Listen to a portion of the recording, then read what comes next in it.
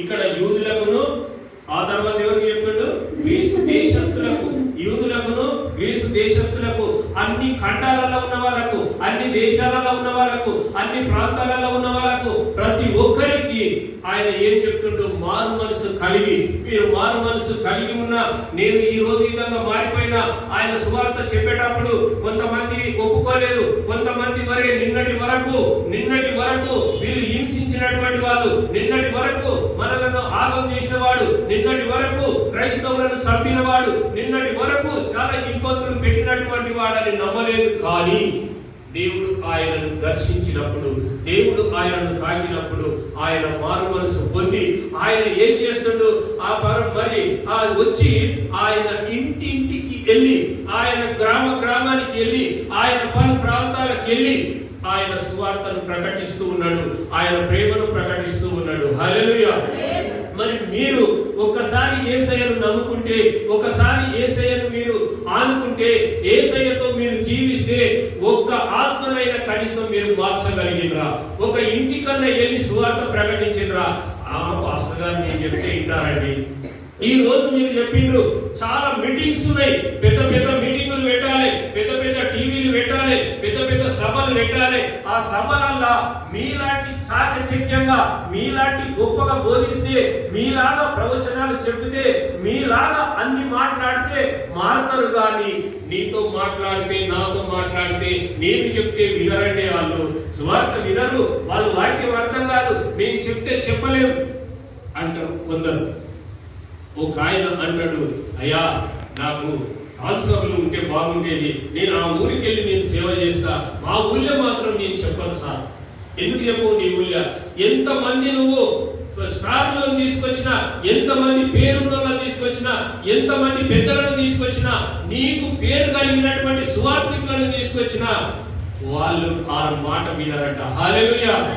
మీటింగ్లకు వస్తారు, కానుకలు ఇస్తారు, డబ్బులు ఇస్తారు, ప్రార్థన చేయించుకుంటారు, ప్రార్థనలో జీవిస్తారు, అంతవరకే వారి జీవితం.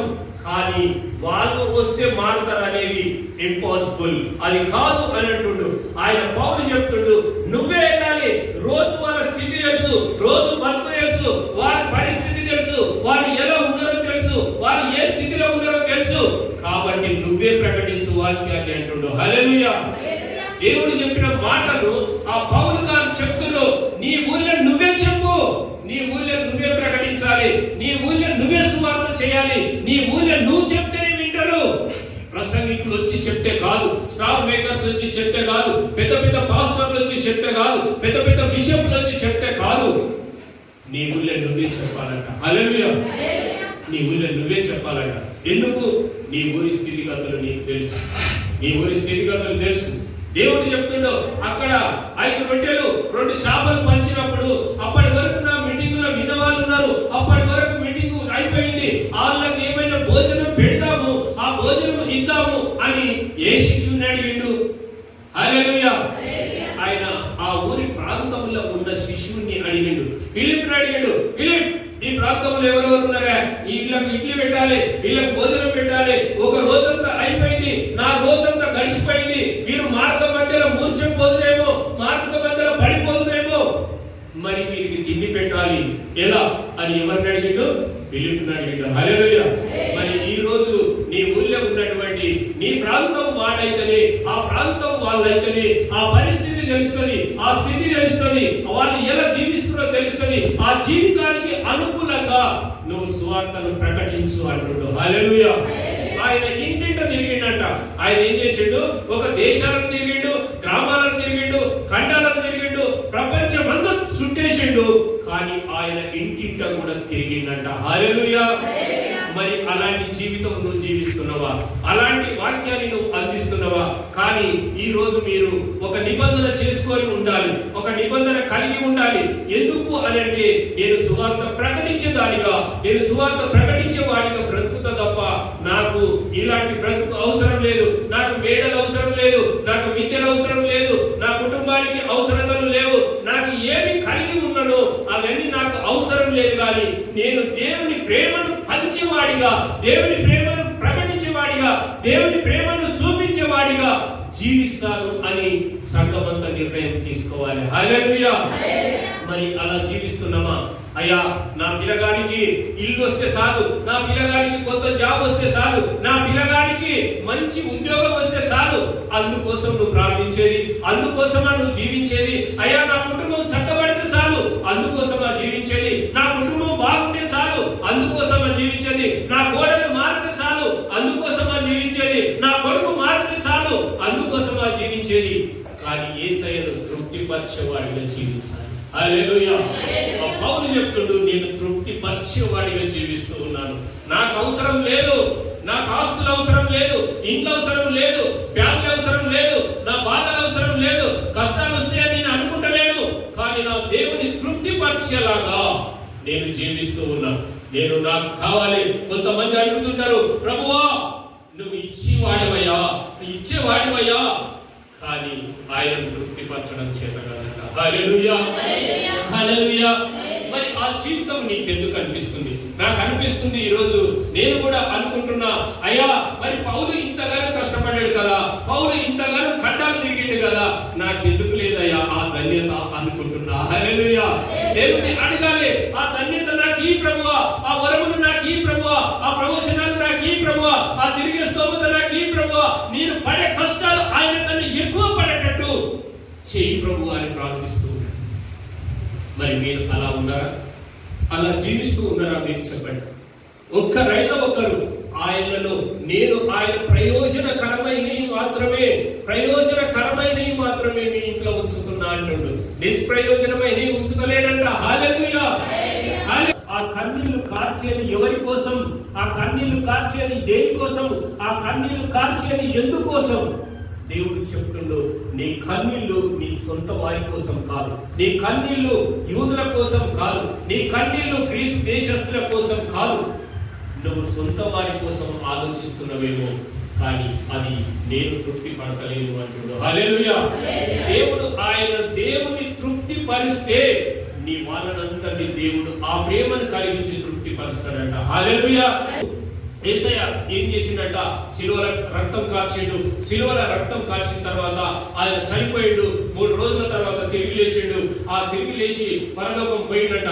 పోయినప్పుడు అన్నాడంట, పరలోకం పోగానే వాళ్ళు చెప్పిండ్రంట, దేవదూతలు కనబడారంట, వచ్చి అయ్యా ఈ చైర్ నీకోసమే, ఈ చైర్ అంతా సాగు చేసినావు, అంత దుమ్ము పట్టి ఉంది, ఈ చైర్లో వచ్చి కూసో అని చెప్పినట్ట దూతలు.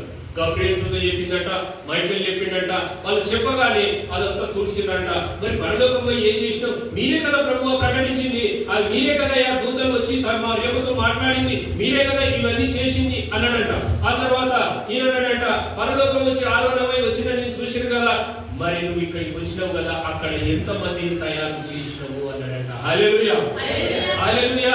అక్కడ ఆయన అన్నాడంట, అయ్యా నేను చేసింది నిజమే, మీరంతా చూసింది నిజమే, నేను పరలోకంలో వచ్చింది నిజమే, కానీ నేను అక్కడ నా శిష్యులను తయారు చేసుకున్నా, నా శిష్యులను నీ శిష్యులా అన్నాడు. హల్లెలూయా. నీ శిష్యులా అన్నాడంట. అనేసరికి ఏం శిష్యులయ్య వాళ్ళు? ఒకడే ముందు ఉరేసుకొని చచ్చిపోయాడు, ఇవి లేడు, వాడు ఎప్పుడో ఇసుకలేదు, ఏదో ఉరి పెట్టుకొని ఎప్పుడో చచ్చిపోయాడు కింద వాడు. ఇంకెవరు? ఒక ఆయన ఉన్నాడు, ఆయన చేతిలో ఏళ్ళు పెడతాడు తప్ప ఆయన నవ్వడు. ఇంకొక ఆయన ఉన్నాడు, నువ్వు అంటే వదలేస్తున్నది ఉరుకుతాడు. ఇంకొక ఆయన ఉన్నాడు, ఆయన అసలు ఇష్టమే ఉండదు. మరి వీళ్ళ అన్నాడంట. హల్లెలూయా. మరి ఈరోజు వాళ్ళే గుమ్మాలుగా నిలబడ్డారు. హల్లెలూయా. వాళ్ళే గుమ్మాలుగా నిలబడ్డారు. వాళ్ళనే దేవుడు మాట్లాడిండు, వాళ్ళకే పరిశుద్ధాత్మను పంపిండు, వాళ్ళనే నిలబెట్టిండు, వాళ్ళనే ప్రపంచానికి చూపించిండు. హల్లెలూయా.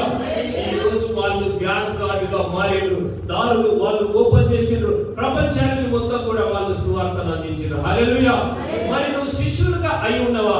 ఈ రోజు శిష్యత్వం నీకుందా? దేవునితో నువ్వు అలా జీవిస్తున్నావా? దేవునితో నేను శిష్యుడు అనుకొని ఉంటున్నావా? లేదా నేను సువార్త వినడానికి వచ్చిన దానివా? లేదా మీటింగులకు వచ్చేవాడివా? నువ్వు ఎలాంటి జీవితము ఉంది నీలో? ఆ జీవితమును దేవునికి అర్పించుకున్నావా? ఈ రోజు ఆ శిష్యులు చేసిన పని నువ్వు చేయగలవా? ఆ శిష్యులు అందిస్తున్న సువార్తను అందించగలవా? హల్లెలూయా. దేవుడు చెప్తుండే, ఈ రోజు ఆ బతుకును బ్రతుకుతే ఆయన డైరెక్ట్ వారిలాగా పరలోకములో ఉండబడ్డ. కానీ ఈ రోజు నువ్వు ఎన్ని చెప్పుకున్నా, ఎన్ని ప్రార్థనలు చేసినా, ఎన్ని ఉపవాసాలు గడిపినా, ఎన్ని ప్రభువా నేను నీతో కార్యాలు చేసినా అన్నా నీకు పరలోక రాజ్యం లేదంట. హల్లెలూయా. మరి ఆ పరిస్థితులను జీవిస్తూ ఉన్నావో లేదో ఒక్కసారి సహోదరుడా సహోదరి నువ్వు ఒక్కసారి ఎరగాలి, దేవుని వైపు చూడాలి. ఆయన మోషే ఉపవాసము ఉన్నప్పుడు ఆయన క్రాంతి, ఆయన సూర్యుని వలె ఆయన ముఖ క్రాంతి కలిగిందట, ముఖ క్రాంతి వెలుగులా కలిగిందట. అలా ఆయన దేవునితోని ఆయనను తృప్తిపరిచి దేవునితోని జీవిస్తే, ఉపవాసం ఉంటే కానీ నీళ్ళు అన్నము ముట్టకుండా 40 రోజులు ఆయన ఉపవాసం ఉన్నప్పుడు వాళ్ళు చూసినటువంటి వాళ్ళందరట ఆయన ముఖం మీద ఒక బట్ట కప్పండి, మేము చూడలేకపోతున్నాము, క్రాంతిలా ఉంది అని అంటారంట. హల్లెలూయా. కిరణాలు మీదికి వస్తున్నట్టుగా ఉంటదంట. అంత అందాన్ని ఇస్తాడు దేవుడు. కానీ మనోళ్ళు ఆ అందం కోసం చూడరు. ప్యారంలోని చూసుకోవాలి, ముఖానికి షెడ్డు కొట్టుకోవాలి, ఓ నా ముఖం చాలా క్రాంతివంతంగా ఉండాలి అని చెప్పేసి ఏవేవో మందులు మూసుకొని ముఖాన్ని ఉన్నదాన్ని ఆగం చేసుకుంటారు. మరి అలాంటి జీవితం మీది కాదంట. హల్లెలూయా. మీ ముఖ క్రాంతి వెలగాలంటే మీరు యేసయ్యలో ఉంటే వెలుగుతుంది. మీరు అందంగా కావాలంటే యేసయ్యలో ఉంటే వెలుగుతుంది. ఆ రోజు మరి ఈయనను ఏమన్నారు, పౌలు కూడా ఉపవాసము ఉండి దేవుని ప్రార్థించినట.